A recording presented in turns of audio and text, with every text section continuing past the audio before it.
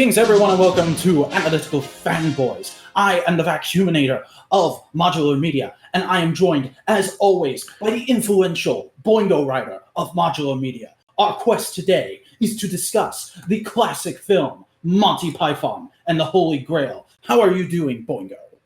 We are the podcasters who say me. So just by your general notifying me like, hey, we're doing a podcast and your intro, I'm guessing you like this movie. I mean, was there really any possibility in the universe that I wouldn't like it? This film is an absolute classic. It's pretty much universally beloved. Hell, it was one of the original meme farm movies. Oh god, it's still a meme farm. Yeah, like I know this movie more so from people putting clips from it in internet reviews than I do from its actual think. Use your brain. Buffer. Reputation. There you go. As a piece of film. So, like, I went into this knowing it was going to be good. The only thing I was worried about with this was how many of the jokes do I already know? And I'd say I already knew about 60%. Yeah, but here's the thing. They're much better in context. Yep, and I still thought everything was funny. Very little was laugh out loud funny, but there was a lot of me nodding and going, holy shit, that's really clever, yeah. Man, like... I surprised myself because there were jokes that I knew were coming that when it happened, I just laughed out loud. Like, genuinely. Like, nice. When Lancelot was storming the castle to save the prince, and it's doing that repeat the clip, and he's just running, and you're just waiting for it to happen. He just comes up and stabs the guard. Like, you know it's I've seen this movie, like, several times before. I know it was going to happen, but it's just, like, perfect time. Yeah. And like that's one of those things where you hear people all the time say, don't telegraph the joke too much. Don't telegraph the joke too much. The way you get people to laugh is by surprising them. But they broke that rule and did it so perfectly. They broke that rule several ways. Mm-hmm. And like, I will say, I'm going to say right now, the one point I actually had a really hard belly laugh at this movie is the bit everybody always does, the what is your name, what is your quest, what is your favorite color? I've known that phrase my entire life pretty much. Even though I've never seen this movie before. It, by the way, is a Chris pick. It's my first time seeing it. Typical Analytical Fanboy shit. Anyways, back to discussion. I've never seen the payoff where the one guy goes, oh, that's easy. And he goes up and he goes, the last question is different. And he goes, wait, I don't know that. And then he just gets launched off. I'd never seen that part before, and it completely got to me. To me, the better part is then it goes to another person, he makes a mistake, and then he gets to King Arthur and goes like, what is your name? King Arthur. What is your quest? Find the Holy Grail. What is the unladen speed of a swallow? Depends if it's European or African. Yeah, because it calls back to the opening. So good. Also, I do have it playing in front of me right now for reference during our discussion, and I'd forgotten until now about the opening bit with the subtitles. That is so good. Yeah, and like there's a lot of like little subtle jokes that aren't easily referenceable, like that one, the llama bit, the intermission bit, which is fantastic because you have an intermission like 10 minutes before the end of the movie. Yeah. And just the way this movie ends is so brilliant. Because I think we're good on spoilers because of how classic this movie is. It's an old movie, yeah. This was like late 70s, right? I think 75 or 6. Okay. Hold on. And it looks really good for its age too. Like I don't know if I'm 75, yeah, 75. Yeah, I'm watching it on Netflix, so I don't know if there's like an HD upscaling going on or something, but it looks really good for its time. Like, I don't look at this and go, oh yeah, this was shot in the 70s. I mean, you can tell it was shot on film. Yeah, But like a lot of stuff up until the 2000s was shot on film, so it's not immediately obvious. Yeah. Also, what was I talking about? Oh yeah, the ending. I love that. Like, there's just this one-off gag that you think they're weirdly coming back to through the whole movie, and it's like, why are they doing that? They don't need to keep going back to this. Like, it's funny, but they don't really need.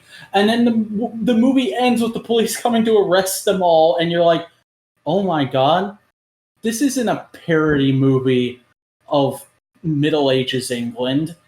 This is a parody of LARPing. Yes. And I've never LARPed before, but I have no doubt that this movie is hugely influential to LARPers. Probably, very much so. Man. But there's just a lot of interesting things with the movie because it's not structured like a movie. Mm-hmm. It's structured like a string of skits with the rough idea of it being kind of like a movie. Yeah, the one real through line is Arthur is trying to do some cool shit for his kingdom, but he's kind of a buffoon. He's kind of a full of himself buffoon, basically. Yeah. Because the whole movie starts with him going up to this castle and going like, hey, I need knights. And they go like, and they get into this dumb conversation of how are there coconuts in England?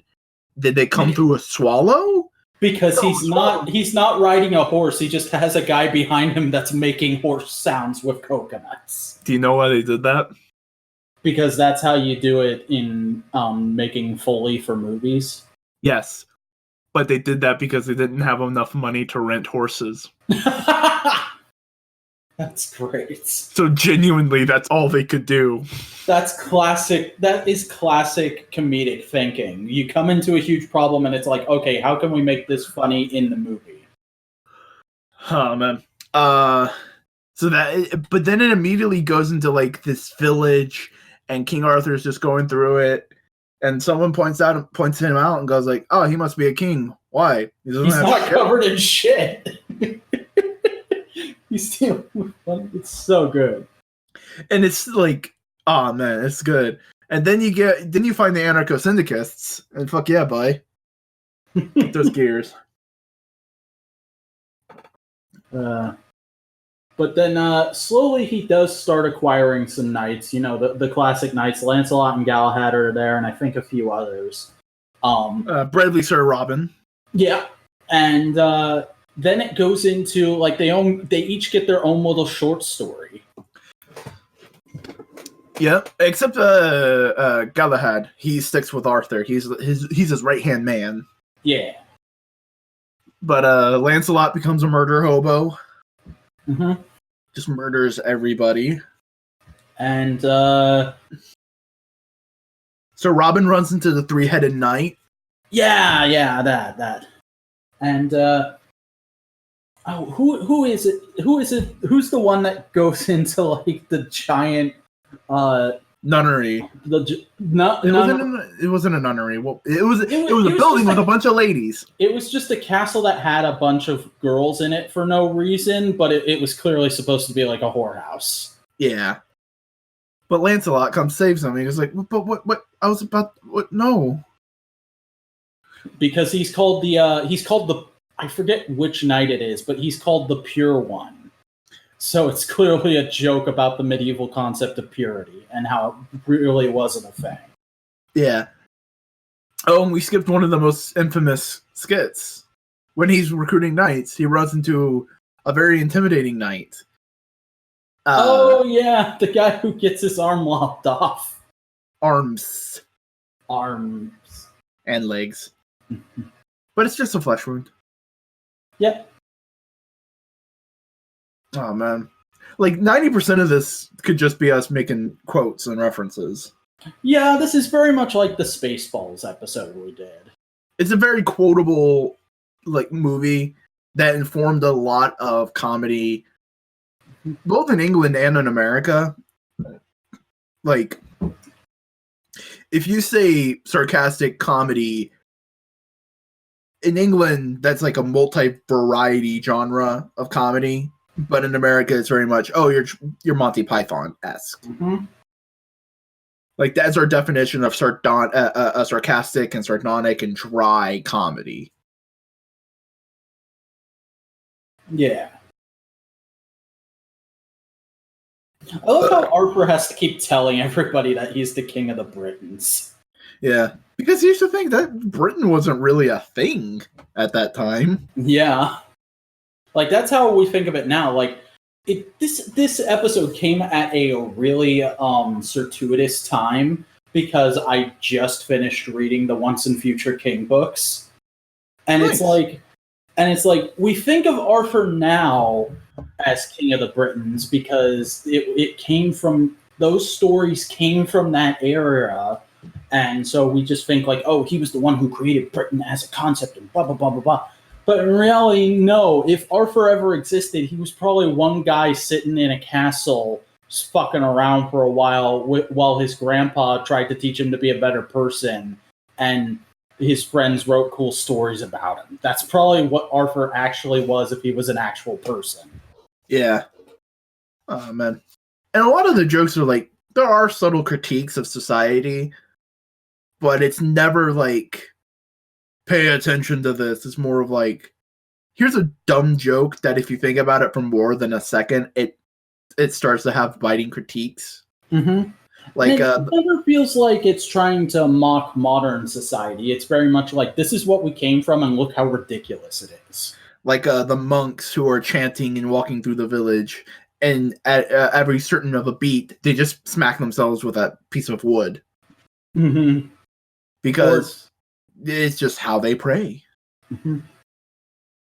Or when people are trying to convince the Pope or whatever he is that a lady is a witch, and they just keep coming up with every excuse they can to burn her, because it's clear that she's not actually a witch. She's definitely not a witch, and these people definitely don't care. They just want an excuse to do something because it's the Middle Ages and they're fucking bored and they probably don't like this lady. Yeah, but then it subverts your expectations because he comes up with this weird, ridiculous logic, figuring out like how to prove she isn't a witch by saying witches burn. What else burns? Oh, wood burns. Well, what does wood do? Well, it floats. What else floats? A duck. So if she's heavier than a duck, she's not a witch.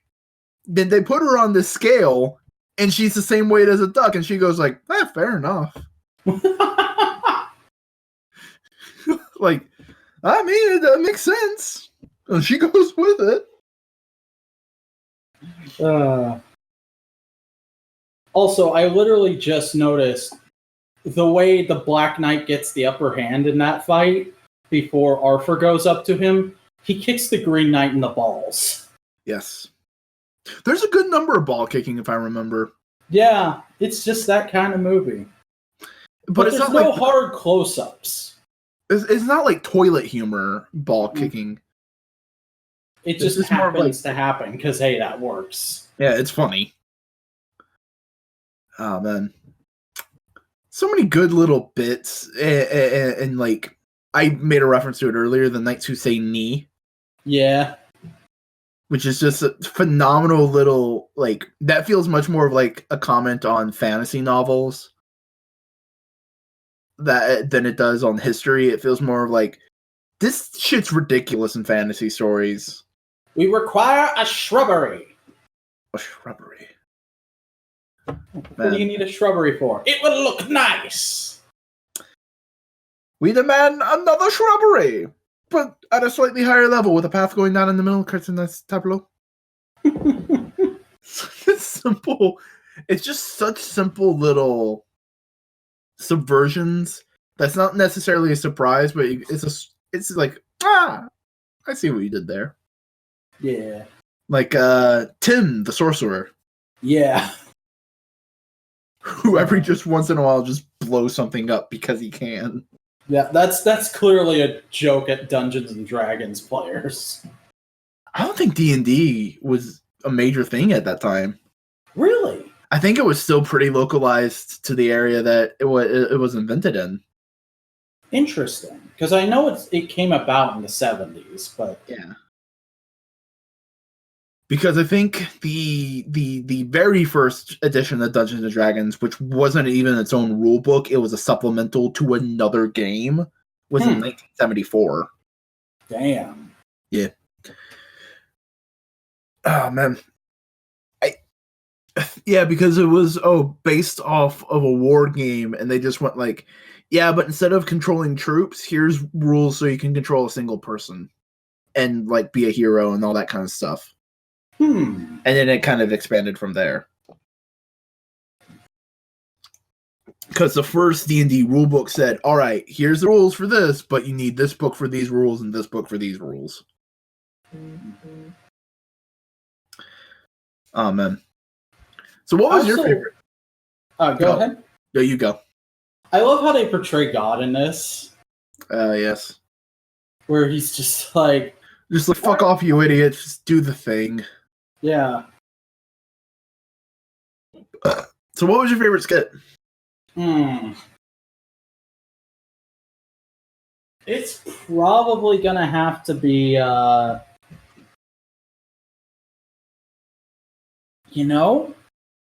think it might be the whole Lancelot side story.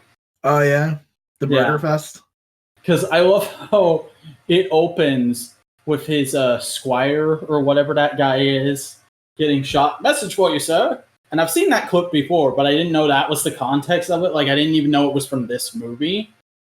So that totally caught me off guard. And then Lancelot pretending like he's died to make himself seem more badass is so great.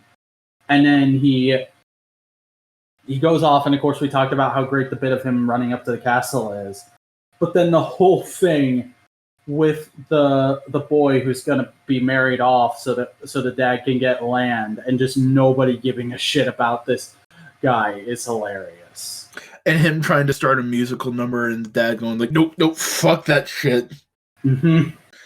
Especially because earlier in the movie they had the whole musical number at Camelot and the classic "let's not go to Camelot, it's a silly place" thing.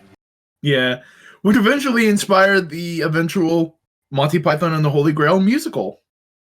I didn't know that was a thing. Yeah, Spamalot. I think that's its official name. But also, I literally just noticed, because I guess this is just a thing with this movie, you notice the more times you watch it.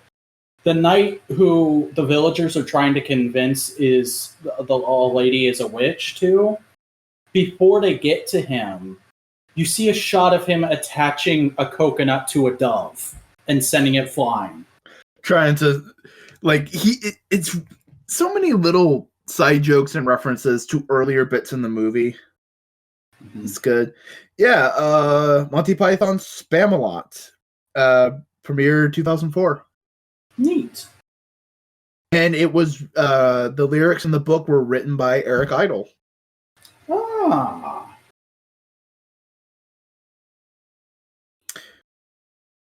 Yeah. He got better. Oh, he got better.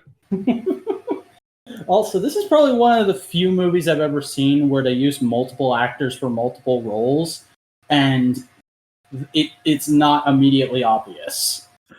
Yeah, they do a good job of, like, obscuring it, and it helps that they use a lot of, like, head-covering clothing articles, costumes, and beards. Like when Eric Idle is playing the villager, his face is all covered in soot.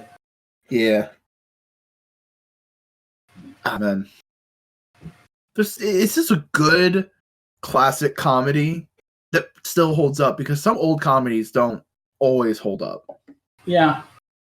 And I mean, like, I've watched the first couple episodes of Monty Python's Flying Circus, and I fully acknowledge, yeah, it's pretty good. It's just not for me.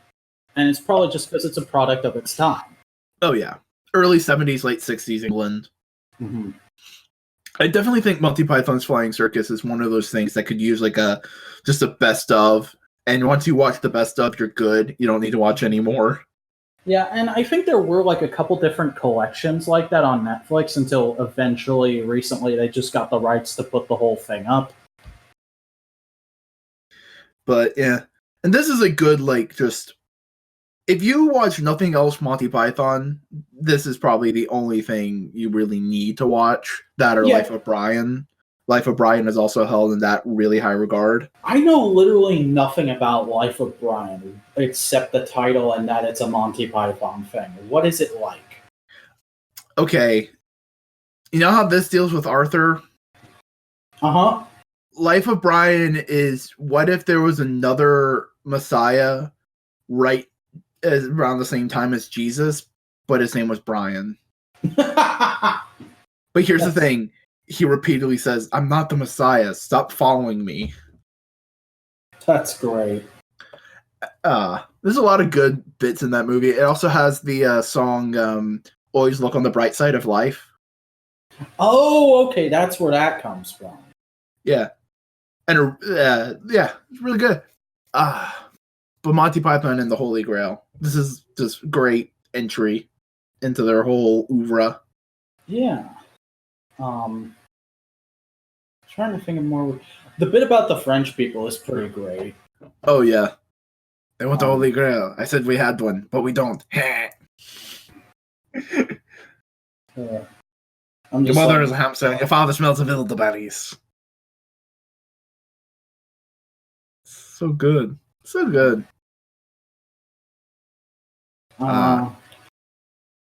Like every you can make a T-shirt or a meme after every 5 seconds of this movie.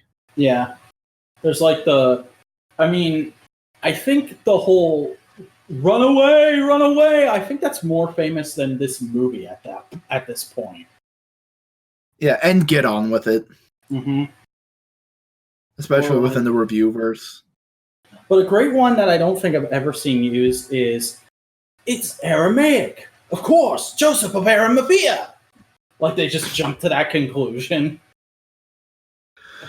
Oh man, there's so many good little you must count to 3, not 4, not 5, but 3. 1, 2, 5. Shit. And then they keep doing that he just can't tell the difference between 3 and 5. And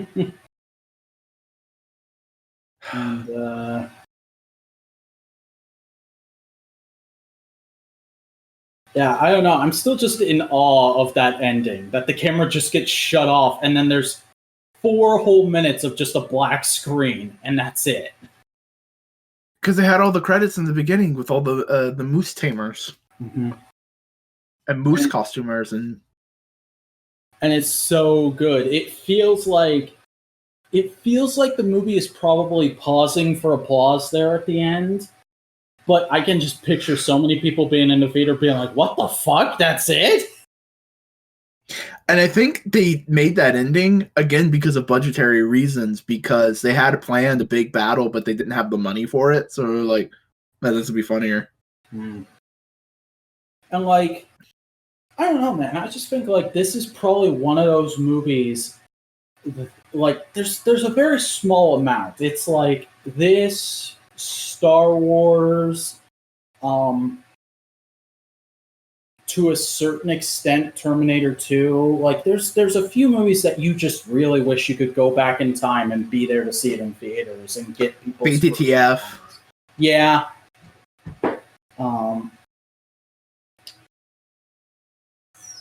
I'm looking at my DVDs, but I don't have many classic films, actually. Yeah. Beauty and the Beast might be one, if you're going to do a Disney animated film. I'd say Nightmare. Nightmare. Yeah. What's that? Nightmare Before Christmas. Oh, okay. Yeah, dingus. But this movie exemplifies that notion that I bring up every once in a while of work within your capabilities, not with what you want your capabilities to be. Mm-hmm. Because they knew exactly what they could do and could get away with, so they went with what they could do with. Because here's the thing. They only had access to one castle. I'm pretty sure that's one castle for the whole movie. Yeah, they just filmed it in different angles. That's really cool. Yeah, like they knew they could do this, so they could do they had to work around that framework. Same thing with the lack of horses. They knew, okay, we don't have horses. What can we do with that? Oh, we can turn it into a joke, and that joke led to other jokes, and those jokes led to more jokes, which just expand. We don't have money to get everyone a suit of armor. Okay, just put them in chainmail and like a goofy cloth thing. That's probably more accurate anyway. Yeah. And, you can do goofy things with it. Like, the guy with 3 heads had 3 hands on it. And it's just a weird, funny visual. Mm-hmm. Sir Robin's shield had a chicken on it. I just like that.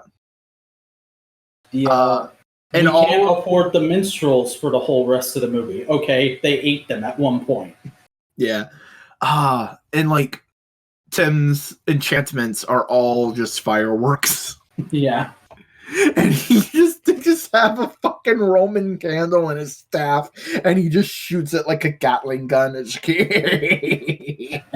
so good. Man, it's what you should aspire to be as an independent filmmaker, because they did this independently, if I remember right. Wow, that's pretty cool. I don't think they had a major studio behind it. They got funding from Ringo Starr, I want to say. Because, I know the way the TV show The Flying Circus happened was because they were a famous comedy troupe, doing stand-up and stuff at the time.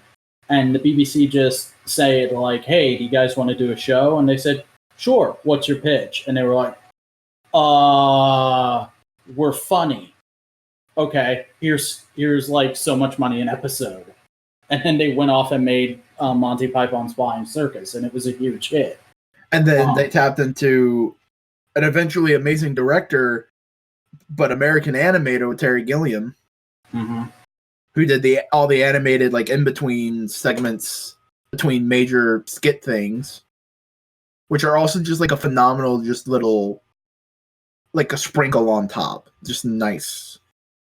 We didn't need them, but they're well loved, and the monster at the end is fantastic.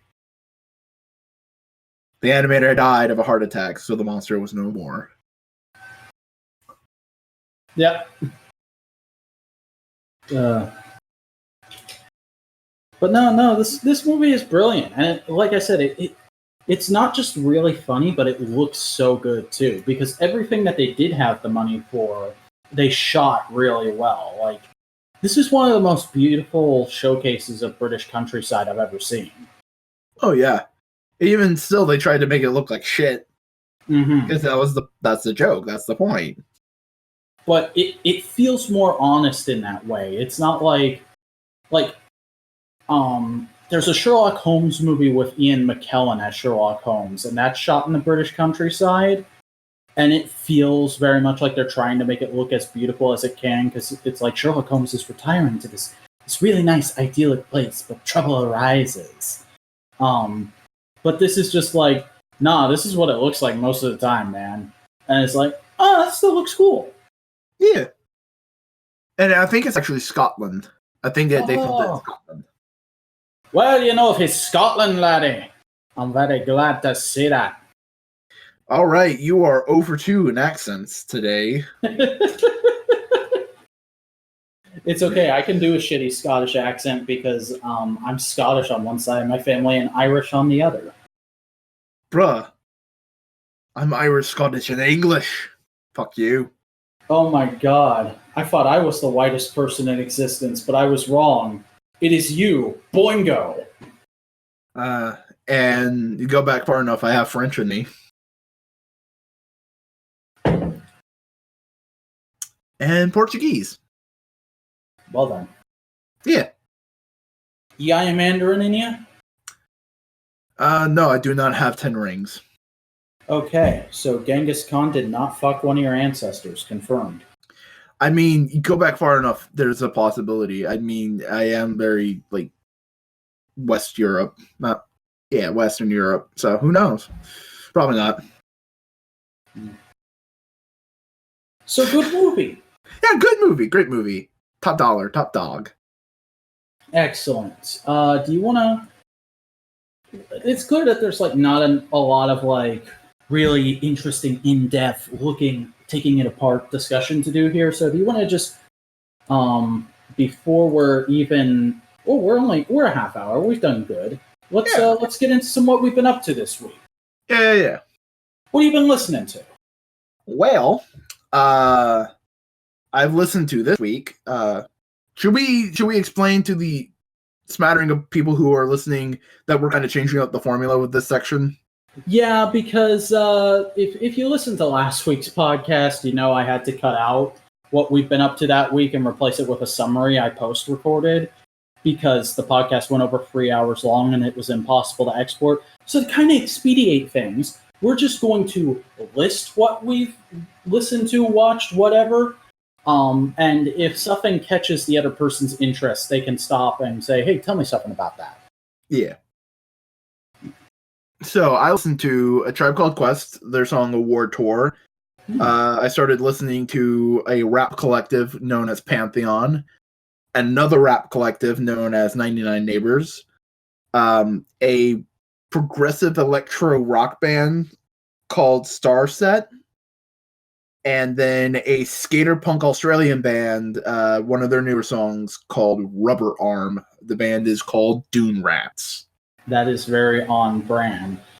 Since you brought up that one band that one rap group is called 99 Neighbors, do you know why it's probably called 99 Neighbors? No idea. Neighbor is a word Black people have started using on Twitter in replacement of the N-word because Twitter has started dogging on people for using the N-word. It's very, I don't know. The specifics behind why they are the way they are. I mean, a good portion of the band is Black. There are some white members, but they're all from Burlington, Vermont. Okay. Yeah. Like, they're from Vermont, which is a weird state in and of itself. Mm-hmm. I mean, it's to Black people, it's known as the whitest state, one of the whitest states around, and to white people, it's known as one of the most liberal states around.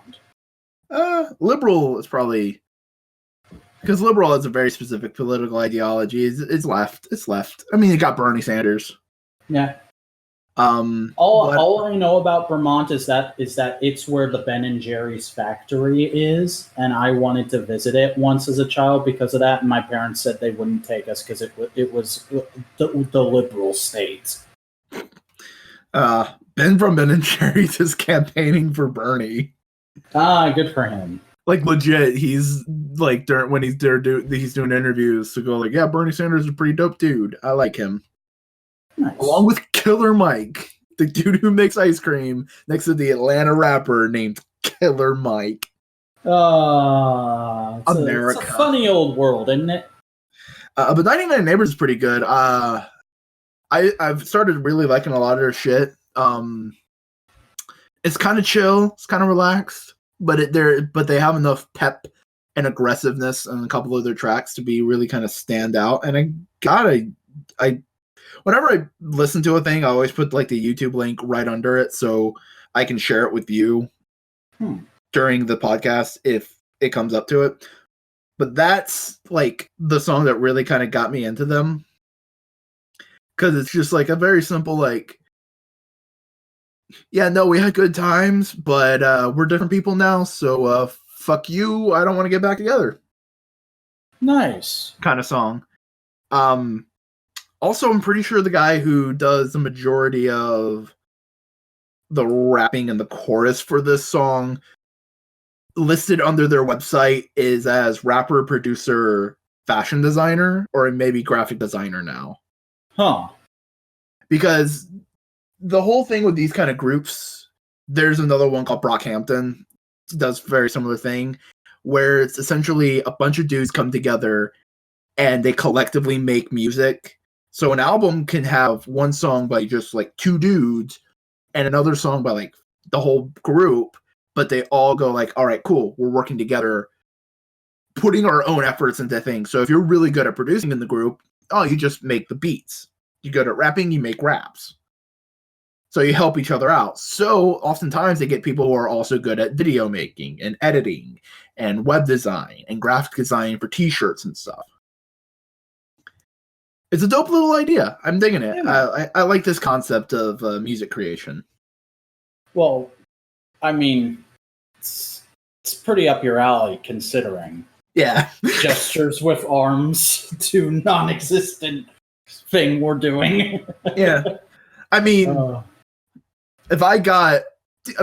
if I got a computer capable of making music and beats on the regular, because my computer fucking chugs when I do that. Like, if I can somehow get a hold of some money, I think one of the first things I need to do, and I mean like real money, not the shit I get paid week to week. I really think I need to upgrade my setup and just give the setup I have now to you. But like I just wanted to get something musically made, so I made the most generic synthwave track ever. And I listened to it and I went, yeah, but also I'm gonna cop this and put it in my videos. Oh yeah, no, you're free to do that. Yeah, that's a running agreement we have. If people don't know, is that any music Chris makes, I'm free to use in my videos, and any dumb shit I make in like Photoshop or whatever he can use in his. But it was just the most I just needed to get it out. Mm-hmm. But like I was playing the track in my DAW, and I would press play, and it would play for like 5 seconds, and then a little notification pops up, and it says, and it stopped playing because your computer has become over encumbered. It just can't deal with all the information it's being handed. It's only like a 5-track song. Damn. It's a pad, a drum kit, and like an arpeggiator. That's rough, buddy. Yeah. Oh, but like, oh man, if I had a real DAW, like all that kind of stuff, because I've just been like, no joke, I've just been watching videos about like, oh dude, here's how you do a wavetable synthesis, like Europa from Propeller Heads and all these kind of places, and it's just like you get this nice chunky growly synthesizers, and you can do a bunch of shit, and it's like, man, if I only had $5,000, I'd get a new computer, a good DAW, and buy this $130 goddamn plugin. Yeah. Because, like, I joke all the time about, like, oh, I wish I was rich so I could just constantly buy stuff for my toy collection and get comics to read and whatnot. But in reality, if I had any kind of real money, I'd spend it on proper shit to upgrade my stuff. Yeah. And maybe get a decent wardrobe. Yeah. Because all I buy anymore is, like, wrestling shirts and shorts and occasionally a pair of jeans. I mean, here's the thing. If I ever become like a famous YouTuber, I'm hiring a fashion consultant. And basically going like, okay, here's what I kind of want to go for. I just don't know how to fucking get there. Can you help me out, bud? Nice. I want to look like a ninja from the moon and a cyberpunk dystopia. Can you help me, man? Mm-hmm. I'd probably just list off things I like and say, now give me outfits that have that. But yeah, that's what I've been listening to. So if you guys out there want to check them out, check out 99 Neighbors, check out Pantheon. It's spelled, because they have a very specific way of spelling it. PNTHN. They take out all the vowels. I did listen to some of that 99 Neighbors song you sent me, by the way. It's pretty decent. Oh yeah, it's a nice relaxed vibe. Mm-hmm. But I've been listening to quite a large and varied amount of shit, so forgive me if I do go on a bit. I finally did the thing I told you I was going to do like 10 episodes ago and started getting into the Red Hot Chili Peppers. I've listened to 3 singles of theirs, Californication, Can't Stop, and By the Way. Okay. Listened to a couple Slipknot singles, Duality and The Devil and I. No Scrubs by TLC, which I literally just listened to because somebody told me that's where that piece of slang came from. Tribute by Tenacious D, because people always reference it, but I'd never actually seen it. Metallica, Nothing Else Matters, because I've literally never listened to any Metallica, so I threw some of that in my Watch Later playlist. Don't Call Me Angel by Ariana Grande, Miley Cyrus, and Lana Del Rey. Just that's one of the worst things I've seen in quite a while. Yeah. What WTF by Missy Elliott? Lover by Taylor Swift. I'm not really a Taylor fan, but damn, that was a good track. All the Good Girls Go to Hell by Billie Eilish. Pretty good. Not near her best work, but pretty good. And I Don't Love You by My Chemical Romance.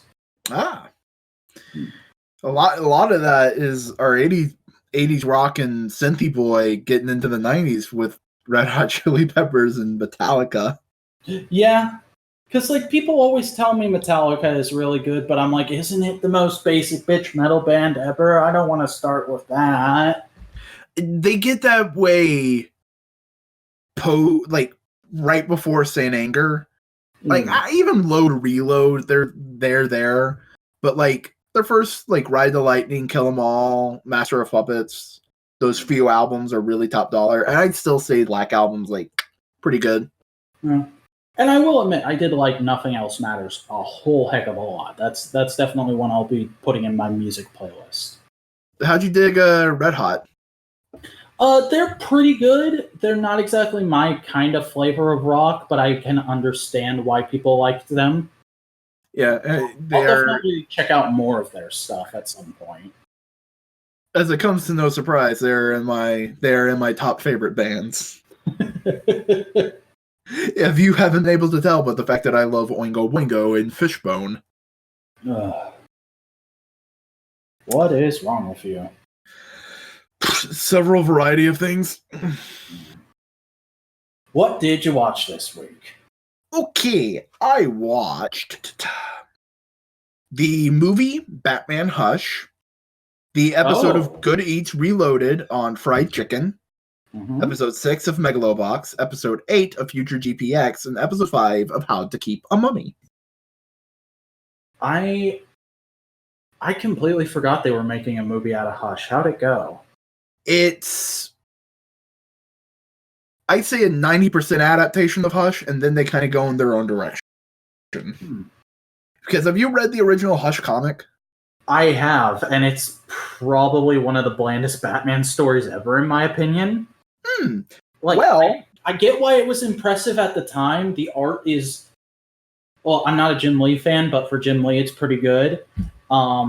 But I think the ending is one of the most brilliant things ever. Like, I'm pretty sure that story just happened because they came up with that ending and then needed a way to get to it. Well, they changed the ending in the movie. Yeah, of course they did. So in the movie, here's what happens. Pretty much, from what I've been able to tell, most of the events are accurate. But then Thomas Elliot is still dead. He didn't switch his body out with Clayface. Okay. The Riddler's still there. And in this movie, Riddler is Hush. Huh. Yeah. That's interesting. Like he takes off his bandages on his face and he has a question mark scar on his head. And it's like, okay. It just kind of deflates the end. Yeah. In a really weird way. Because Batman's going like, I can't let the Riddler die and all this kind of stuff. And Catwoman's going like, just leave his ass. Save yourself. He's like, no, I'm Batman. And eventually they get out of the fucking building that's on fire. And Catwoman goes like, this is a compulsion for you. You have to save them. Fuck, I don't think I can do this. I don't think I can be in a relationship with you right now. Bye. But I mean, for the most part, a lot of their relationship in the movie was interesting. It was well done. All right. So it's a good background movie, I guess. If you're really invested in Hush and you really like the character of Hush, you'll probably be extremely disappointed, but also those are the same kind of people that really like Jason Todd. And really, do we need those people to be happy? I mean, there's some aspects of Jason Todd that are pretty cool, but it's mostly like they're all pre-Crowbar. There's some good post-Crowbar Jason Todd. There's one good post-Crowbar story, and it's called Red Hood. Here's the thing. Jason Todd is better when he's with the rest of the Bat family, so they can dunk on him. Mm. When he's able to be dunked on, he can be a good character because he goes like, "Fuck you, you're right. I hate you, bastard." And then he goes and does more stupid shit on his own, and it's like, why are you allowed in this family? Because every family needs a bad boy. It's like even Damien stopped killing people after a couple months. Come on. Yeah, oftentimes with some DC characters, I have a feeling like their whole point and motivation is we want our equivalent of a Marvel character, and Jason Todd feels very much like we want the DC equivalent of the Punisher. That's fair. You know? Yeah. All right. Well, I watched the entire rest of Power Rangers Beast Morphers, as I said I would last week. It's pretty good. It's good. I won't spoil you on the finale, but I think they wrapped things up really well while also setting up how the next season is going to go. And wait, are we in a new continued continuity similar to the Zordon era? No. We're just getting a Beast Morpher season 2 like we have with every Neo Saban show. Oh, I thought you were talking about the season 2 that's already been released. No. But I saw some people online going like, how are they going to squeeze a second season out of Go Busters? There's so few toys in that show. I'm like, guys, there's still Powered Custom. There's still Tatagami Main Lyo. They can come up with upgrades for the Silver and Gold Ranger. They got stuff. Relax. And plus, they got the movie where they had the alternate dimension Go Busters that they can tap in for like an episode or two. Yeah, there's two completely different Ranger suits from that. There's the Green Ranger and the Black Ranger. So they have extra material. And I won't lie, a huge part of me is hoping they use the Black Ranger to let Mayor Dad become a Ranger for an episode. That'd be fun. Then I watched Straight Up Steve Austin. I was behind, so I watched 2 episodes this week. The one with Trace Adkins and the one with Dale Earnhardt Jr. Not gonna lie, part of me wants to watch that. Which one? Dale Earnhardt Jr. It was okay. Like, I don't give a shit about NASCAR, but he seems like a stand-up dude. Also, apparently he was in a plane crash just after they recorded that, so they had to put like a big disclaimer at the front of the episode. It's like, hey, just to let you know. He's okay, and we wish him the best, but that did happen, and we're not trying to gloss over it. Yeah. Transformers Cyberverse Season 2, Episode 3.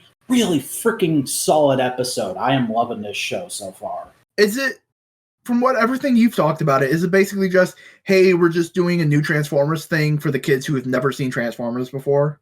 That's the way Season 1 was. It felt like it was grabbing a bunch of stuff from all these different continuities with the Bumblebee flashbacks and trying to bring kids up to speed on everything, like a little bit of everything. But Season 2 is kind of just, we're doing G1 again, like G1 Season 1, but with some cool, a little more characterful stuff going on. Like, the plot of the episode is basically Grimlock drinks Synth. You know the Synthen from Transformers Prime, the episode where Ratchet becomes like a junkie? Yeah. Grimlock drinks some of that, which is developed by Wheeljack in this continuity, and he goes crazy and starts running all over the ship, and so Bumblebee and a couple other Autobots are trying to stop him. But through that, we get to visit with some fun other characters, and like there's still the through line of Bumblebee's trying to figure out why he saw a cheetah on the moon. And we get some fun moments, like Hot Rod and Windblade flirting is never a thing I thought I would want to or even possibly see, but it really works. It kind of does, and it's like thinking about it, it does. Mm-hmm. And very much in like a Batman Catwoman, like they both know they're better than the other person. Yeah, because basically the way they do Grimlock in this show is that in his robot mode, he's the suave, kind of intelligent leader from the G1 comics, but in dinosaur mode, he's the big goofy dumbass from the G1 cartoon. Oh my god, that is inspired. Mm-hmm. So, like, the episode starts with him going, all right, in the first 2 episodes, we beat the Decepticons pretty good. Who's up for a big post-battle party in my quarters? And there's a moment where Hot Rod comes up to Windblade in the episode, and he's like, so, you going to Grimlock's party later? And she's like, yeah, but not with you. And there's just some great bit with finally getting back to classic Wheeljack is just this insane inventor Doc Brown-like character. And Optimus gets his big dad steps in and fixes everything at the last second moment, which is nice. And probably my favorite moment of the entire series so far is at the beginning before Grimlock goes crazy or anything. Bumblebee's just going around the ship. There's a montage of him talking to different people looking for information on what cheetahs are and where he can find more of them. And he goes up to RC and she's like, oh yeah, I know about those, while she's playing a game of Pong on the Teletran 1 thing. I think it's called Teletran X in this show. And then she pulls up a not but obviously Instagram account she has, and she starts scrolling through all these selfies she has with different animals, and it's like, oh my god, this version of RC is a gamer girl Instagram influencer. I think this is the best version of RC. But she loves animals. Mm-hmm. Like, that makes sense. They're adding neat little character things that I can understand them keeping for a long time. Like, there's always been those people who go like, I like the smart Grimlock and I like the dumb Grimlock. Now they can have both. Mm-hmm. Because I'm very much a dumb Grimlock guy, but I'm not like, I hate the comics, don't do the comic Grimlock. Like, I understand why he is more popular. But yeah, that's pretty much all there is to say with that episode. Kamen Rider 01, episode 4. God, they are still packing so much into this show. Garo God's Fang, which is the latest Garo movie, and it's basically everybody... Sounds like a Hot Topic item. Yep. It's basically a big celebration movie of where everybody who's been in the One Who Strikes in the Darkness continuity so far gets to appear. So like it's Garo Superhero Tyson. Kinda, yeah, but not quite as sloppy. Like, everybody has a reason for being there, and some people are only in a scene. But it's because it would make sense to call them and ask them about this thing we're looking into. But yeah, that was pretty good, and I'm looking forward to, because the ending of it kind of sets up for Jenga, the spin-off series about the origin story of the villain that Masahiro Inoue played in Garo Goldstorm. So I'm very excited to finally get to that soon. And I started a Breaking Bad rewatch because I'll admit it, I'm extremely excited about El Camino. I can't wait to see it. But also, it's been forever since I've seen Breaking Bad, so I was like, you know what? I've got time. I'm going to put all the other shows to the side for a couple weeks. I'm going to rewatch all of Breaking Bad, and if I have time when I'm done with that, I think I might finally watch Better Call Saul. All right. Yeah. It's been 2 days, and I'm on the 3rd episode of season 2 right now, so making good time. Oh, God. Yeah. And keep in mind, that's an hour show, which is 12 episodes a season. But that's everything I watched. Do you read anything this week? Oh boy, did I. So I read issue 23 of Immortal Hulk. Still keeping up great stuff. Mm-hmm. I read issue 3 of Max. Okay. Art is still phenomenal. The cover was amazing because you've seen the Max, haven't you? Yeah, I know of him. You know he has like these 2 giant like middle finger claws. Yeah.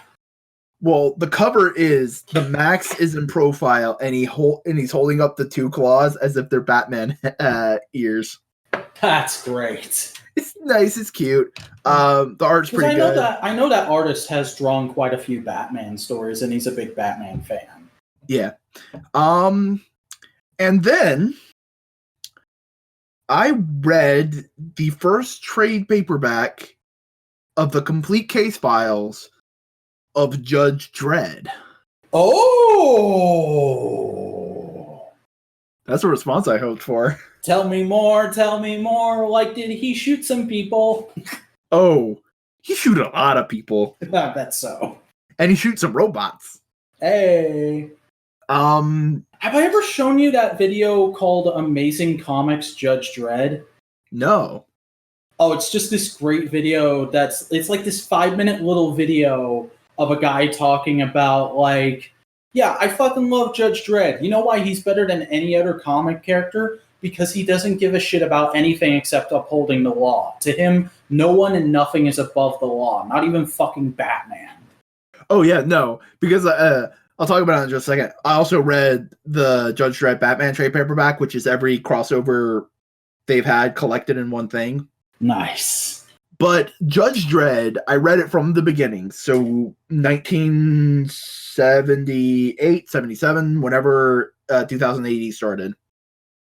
And going into this, I thought I had an idea of what Judge Dredd was like.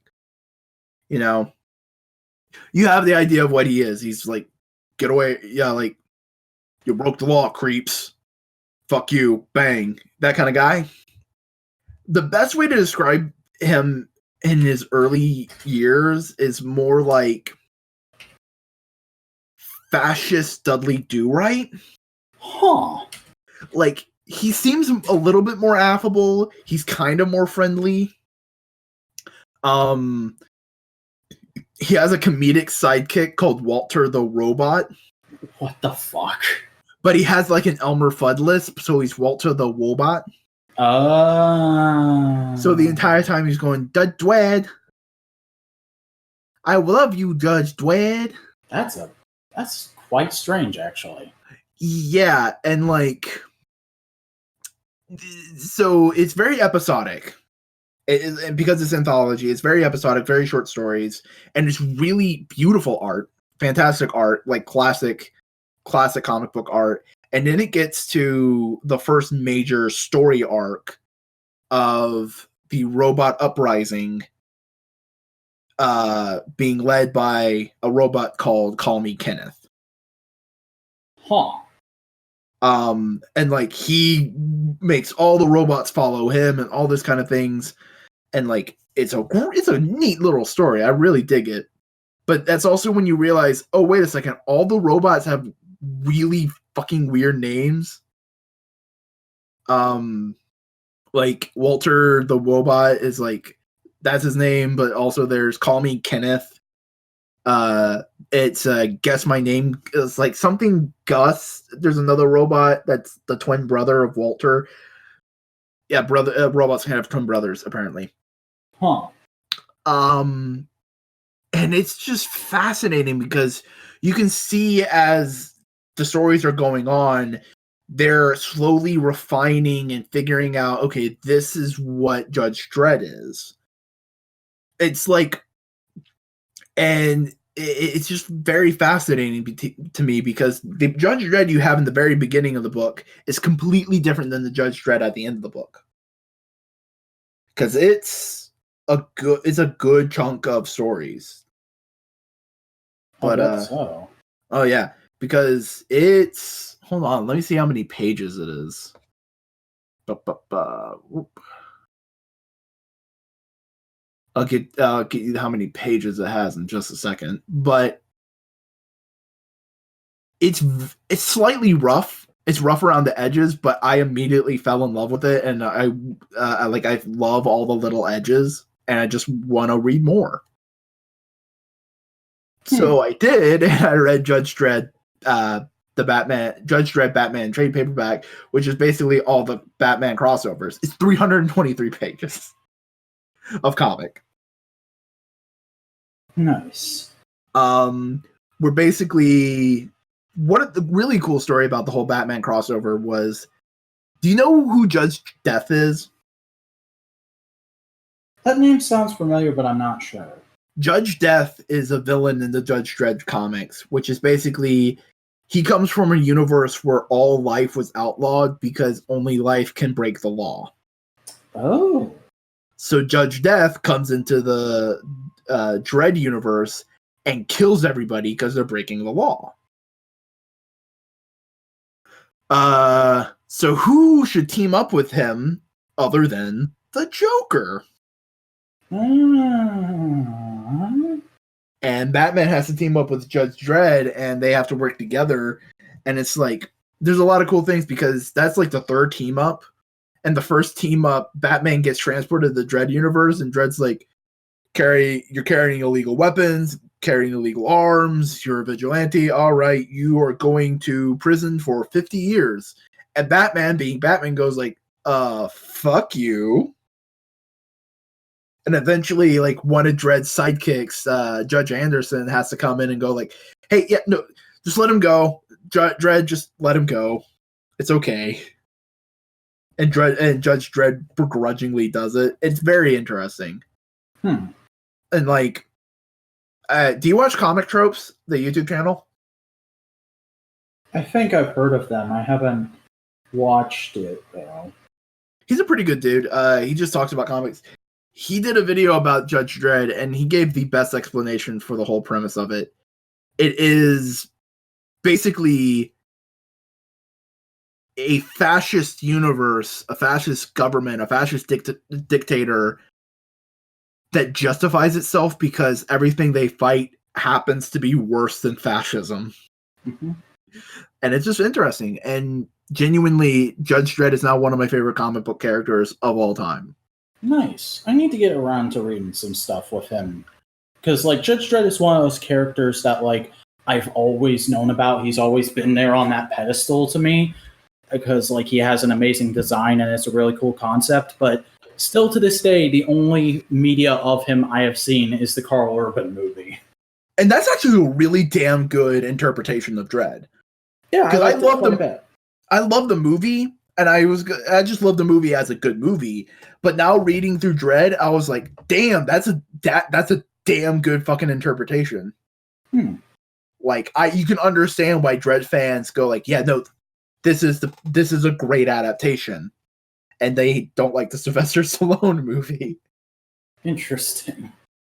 Can I interrupt you now for some breaking news? Yeah. You know how the CW DC shows are doing their own sort of superhero Tyson thing by adapting Crisis on Infinite Earths? Yeah, with Smallville. Smallville and some other people so far. Guess who they just announced? I want it to be the guy who played Lex Luthor in Smallville. It's not. He actually put out a statement the other day saying he was contacted, but they gave him like no information about what he'd be doing or how much they'd be paying him, so he said no thanks. I can understand that. Yeah. But the person who did just get announced, the woman who played Huntress in the Birds of Prey show. Okay. That's a deep pull, and also kind of weird for us because that's the thing that we did an episode on and the audio got lost for it. It's weird. Yeah. You know what? I can't complain. I can't say like, what the fuck you doing? I really hope they get the woman who played Barbara Gordon as well. That would be amazing. No, it'd be neat if they got the Superman from Lois and Clark. Yeah, and they can do that because he plays Supergirl's adoptive dad on that show. Really? Yeah. That's nice. That's sweet. He plays her adoptive dad, and the woman who played Supergirl in the 80s movie is her adoptive mom. You know what? They had to give her that role just because, like, we're sorry we gave you a shit movie. Mm-hmm. Here's a role that at least has some meat to it, I guess. Well, she shows up like once or twice a season and dispenses some motherly advice. Yeah. But yeah, read Judge Dredd, and quick suggestion to if you're an American comic book fan and you want to kind of get the idea of Dredd, read the Batman trade paperback, because he gives you like 3 Batman stories and the one crossover he had with Lobo. And because Batman's there, it gives you a great kind of like, because Batman, it can explain the world of Judge Dredd a little bit easier, and it's easy to get into. Nice. It's your friend showing you music other than just diving into it by yourself. All right. I may have to look into that. Yeah. And the art is like some of the best comic book art I have ever seen. Yeah, every time you see pictures of Dredd, he looks fucking ace. Like, no, specifically in that book, like, I'm pulling up something real quick. I'm trying to show you.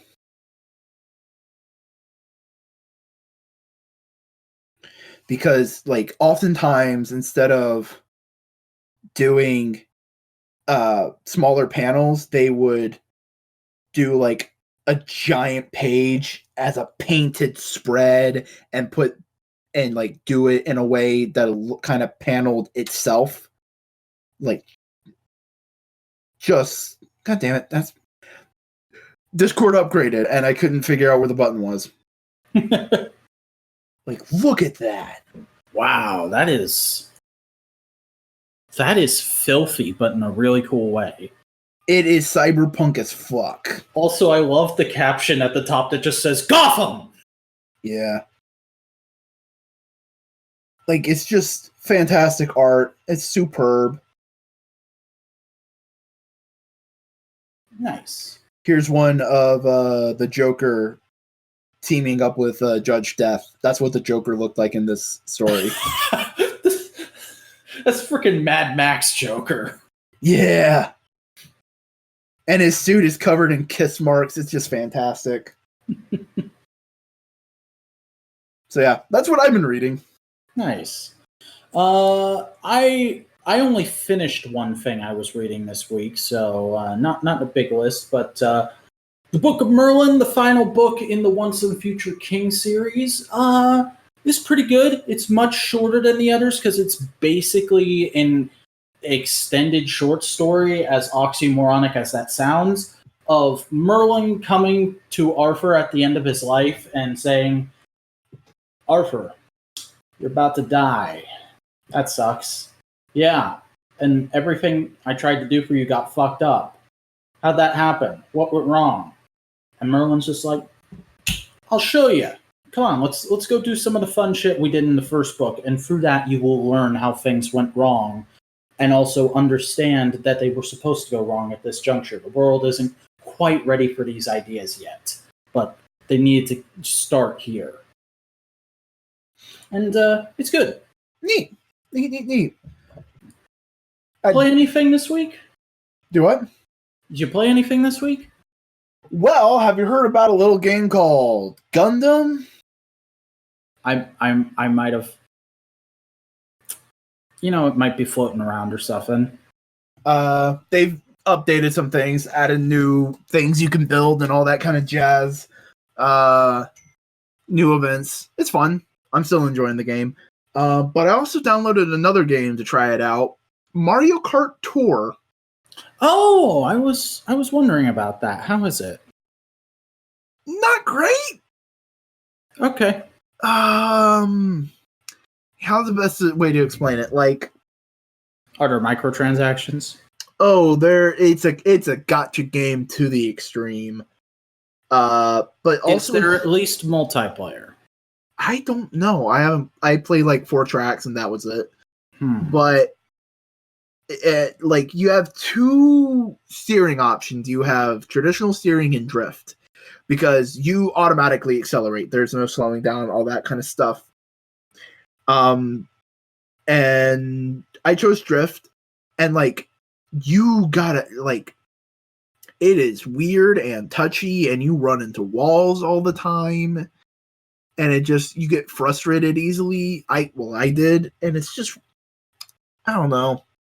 It feels like Nintendo farmed it out to someone else and didn't do it, which is probably what they did. Well, that's not great. Yeah. I mean, if you are dying for like something like Mario Kart on the go, sure. But yeah. You can skip it if you don't want it. And I mean, I don't even really think of Mario Kart as like a game that I'd want to play by myself on my phone on the go or whatever. That Mario Kart to me is like it's like Smash Bros. It's one of those games that you exclusively play when you have a few friends over. Yeah. But I can understand why they would make it. It makes sense to make it. Mm-hmm. It's just not the greatest thing. But yeah. I showed back earlier, but I changed my ringtone to the Metal Gear Solid codec call. You nerd. Colonel, I'm dummy thick, and the clap from my ass is alerting the guards. I mean, at least it's not what you had before. That's the nicest thing I can say about it. I mean, it was at least the best part of that thing before. I don't know. I really like those suit designs still. Yeah. So what did you play? I played a smidge more Pokemon Emerald version. I feel like I'm kind of burned out on it right now, so I'm going to shelf it for a bit, honestly. Which is fine. I got about halfway through. I can just do the other half later. Kind of like I did with Kamen Rider Blade. Looks like Kamen Rider Blade still sitting on his computer. Anyways, my Armada Crumple Zone finally got here from eBay. That's Cyclonus' Minicon partner. And he is just as strange of a little beast as I remember him from my childhood. He's the little tank that goes into the cockpit, right? He's the little tank that also becomes the cockpit. Yeah. I lost mine forever ago. Yeah. He's I like him, but it's just such a strange idea. Ugh. He is neat though. I'm glad I have him again. I've got Demolisher and Cyclonus both complete, standing next to each other on my shelf. They were the Decepticon bulk and skull of my childhood playtimes. Mm-hmm. I was in a wholesale store called Ollie's today, and they had an entire thing of what's the word? Like a case, a display, one of those for Transformers alt modes. You remember those blind pack things that were like keychains, and you pull on the symbol that's floating above their head, and they quick change. Yeah. But they were blind packed. And these things are originally $5.99, but they were marked down to $2.99. So I was like, oh, what the heck? I've never had one of those. I'll grab one, and I'll unbox it live on the show. Ooh. Yeah. Experimental podcasting. Yeah. So this is Series 2, and there's a Hound, a Blue Streak, a Cliff Jumper, a Sideway, or a Side Swipe, a Bumblebee, a Starscream, a Megatron, and an Optimus Prime you can all get in this wave. So, who we got? It's Hound. You know what? I can dig Hound. Hound's great. Yeah, I love Hound. He's one of the better looking, like, if we're going for cartoon accuracy, he's one of the better looking G1 toys. He does some fun character stuff here and there, and he's probably one of my all-time favorite movie bots, honestly. And that's probably just because of John Goodman. Yeah. I mean, nice. They could have had anyone else voice him in the movie, and he wouldn't have been as good. Yeah. Okay, the way they do the transformation is actually a really clever little mechanism. I'm looking at it now. Neat. I think this would make for like a great fidget toy. I lost one of my fidgets. Oh, I had like a little cap for like a bottle. You know those like metal caps that you can pop that have the pop thing. I had one, and I don't know where it went. And that was like one of my favorite one-handed fidgets. Get some smaller Transformers, like Legends class or smaller. Those are usually like my go-to fidget toys. I want a one-handed thing so I can do something with my other hand. And like, okay. oh, I'm writing something down. Oh no, I want to eat. Like I want to scroll on my computer. Okay. Like, also, you're talking about a Game Boy game. Kind of like getting burnt out on it. May I make a suggestion for a game that I think you might like? Hamtaro Ham Heartbreak. That sounds familiar. Basically, it's like a point-and-click adventure game, but starring the characters from Hamtaro. Interesting. Like you go around and collect verbiage. It's a very chilled, relaxed game. And I just know you've been digging that chilled vibe. And I was thinking, yo, that's probably a cheap game. And if you go to a game store, you can probably find it for like $5. Yeah, I'll see if I can track it down somewhere. And it was one of my favorite games growing up as a kid. It was great. Like, if I ever start a game design studio, that gameplay style I want to emulate and make a game with. Cool. So yeah. All right. So, shall we find out what we're going to be talking about next week? Sure. All right. Well, get the stuff popped in the thingamadoo and hit the button. Said hit the button. Oh hell yeah! Mouth silence. Ooh yeah! Mouth silence. Neil Cesarega. Yeah. I've been waiting for this day. The second album of the Mouth trilogy. I've actually, because I enjoyed doing the Mouth Sounds episode so much and listening to that album, I've actually been purposefully holding off on listening to the other two, waiting for us to do the episodes. You are about to have a religious experience. I can't wait. I legit can't wait. But while I'm waiting, Chris, why don't you tell everybody who you are and where they can find your stuff? I'm Chris Boingo Writer Gaston, and you can find me on YouTube at Boingo Writer. I make video editorials, and surprise, surprise, I'm gonna be having new ones coming out soon. Oh my god! I got a couple scripts. Vac himself has agreed to kind of look them over, give them once for. Because I'm an authority on these things. Yeah.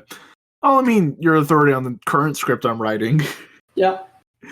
So that's going to be coming up soon. You can find me on YouTube, Boingo Writer. You can find me on Instagram at Boingo_Writer, and you can find me on Discord. A link to my server is in the description. Come, join, talk, please. It's so lonely. It's a fucking ghost town at the moment, honestly. It's because there's no one there, and because I'm not making videos. So there's like 10 people in there, and nobody but me ever posts. Yeah. It's partially because I know it's easier to get you to see something I want to post by posting it in your server. That's fair, but also you should still post that stuff in your server, because then maybe you get somebody else making an insightful comment on it. Yeah. But I'm making shit now. I'm doing it. He's being a boy. He's doing it. And oh, by the way, if you want to be a dummy and put the most generic synthwave track ever, link in the description, you can. Because I made a dumb synthwave track that's generic as balls.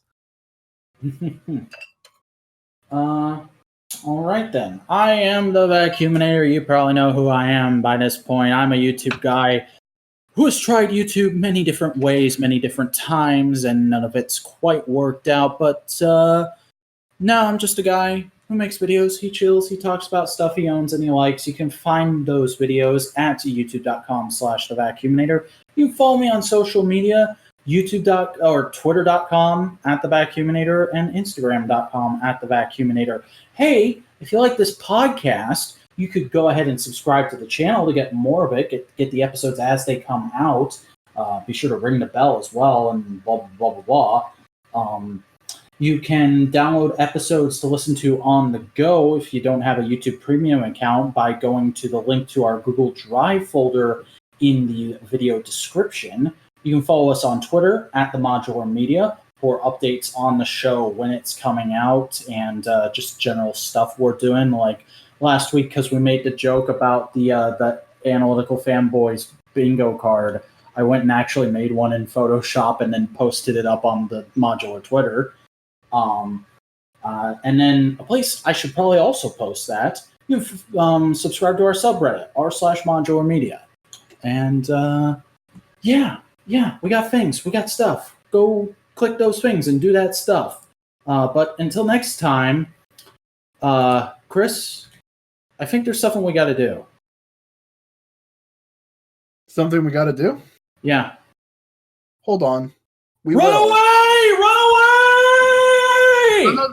We must make an announcement. We are no longer the podcasters who say me.